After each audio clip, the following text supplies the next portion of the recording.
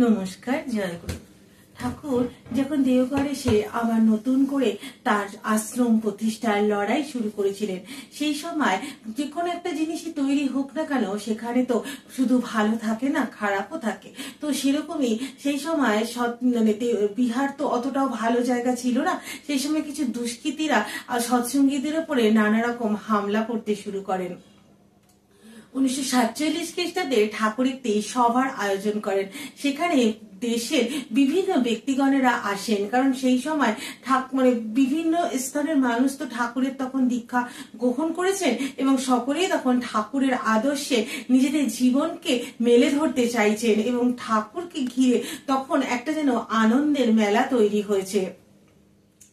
আস্তে আস্তে সৎসঙ্গ একটা বিস্তার লাভ করছে বিহারে এসে। তো সেই সময় তৎকালীন যে সকল মানুষ ছিলেন সেই বিহারে, তারা কিছুটা ঠাকুরকে সহ্য করতে পারছিলেন না বা পছন্দ করছিলেন না। সেই সময় তারা সৎসঙ্গীদের উপরে নানা রকমের হামলা করত, নানা রকম কটু কথা বলতো। এবং তখন তো সৎসঙ্গের সৎসঙ্গীদের থাকার জন্য গেস্ট হাউস বা ঘর কিছু ছিল না। সেই সময় প্যান্ডেল করে তখন মানুষ থাকতেন। সেই সমস্ত প্যান্ডেলে আগুন লাগিয়ে দেওয়া, সৎসঙ্গের ভেতরে ঢুকে গিয়ে নানা মানুষকে বিব্রত করা, নানা কাজে তখন লিপ্ত হয়েছিলেন। কারণ প্রত্যেকটা জিনিসেই যেমন ভালো থাকে তেমন খারাপ থাকে। তো সেই সব খারাপ মানুষরা এতটাই অত্যাচারিত হয়ে উঠেছিলেন যে ঠাকুরও কদিনের জন্য দুমকায় চলে যেতে বাধ্য হয়েছিলেন দেওঘর আশ্রম ছেড়ে। এবং ঠাকুরের আদরের বড় খোকা এবং তার ভাইকেও নানা আইনি জটিলতায় জড়িয়ে পড়তে হয়। কিন্তু একটা কথা আছে না, যে ভালো জিনিসকে কেউ কখনোই দমিয়ে রাখতে পারে না, ঠিক সেরকম ভাবে ঠাকুরকেও দমিয়ে রাখা সম্ভব হয়নি।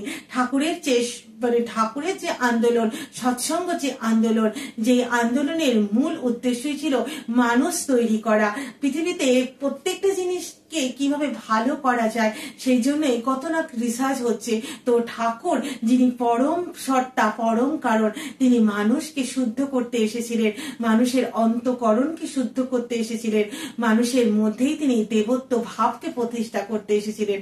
আর তার সেই সমস্ত দেবত্ব ভাবকেই যেন প্রকাশ করা যায়, সেই জন্যই তিনি আবারও দেওঘর ফিরে আসেন এবং সৎসঙ্গের যে রথ, সেই রথ মাথা উঁচু করে এগিয়ে চলে এবং দুষ্কৃতীরা পিছু হটতে বাধ্য হয়। কারণ ঠাকুরকে ঘিরে তখন এক আনন্দ মেলা, বিভিন্ন স্তরের মানুষ তখন ঠাকুরকে গুরুপদে বরণ করেছেন।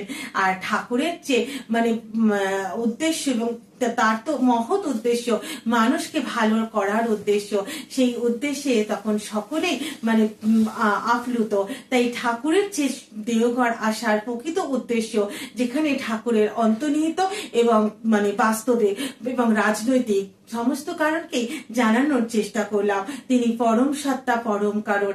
তাই তার যে উদ্দেশ্য বা তিনি কেন সঠিক কি কারণে তিনি দেওঘর আসলেন, তার পাবনার এই বিশাল কোটি কোটি টাকার সম্পত্তি ছেড়ে তিনি একটি বাণীতে বলেছিলেন যে আমি গোটা সাম্রাজ্য ত্যাগ করব, কিন্তু একটি মানুষকেও ত্যাগ করব না।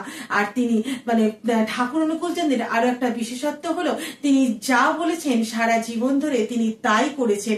তাই তার এই বাণীটি সত্যি করতেই যেন তিনি ভারতে আসেন এবং ভারতের সেই অনুন্নত বিহারের একটি জায়গাকে তিনি আজ রাজ প্রদান করেছেন। সেদিনের সেই বিহার, সেদিনের সেই দেওঘর, আজকের সেই দেওঘর এক অপরিবর্তিত হয়ে গেছে।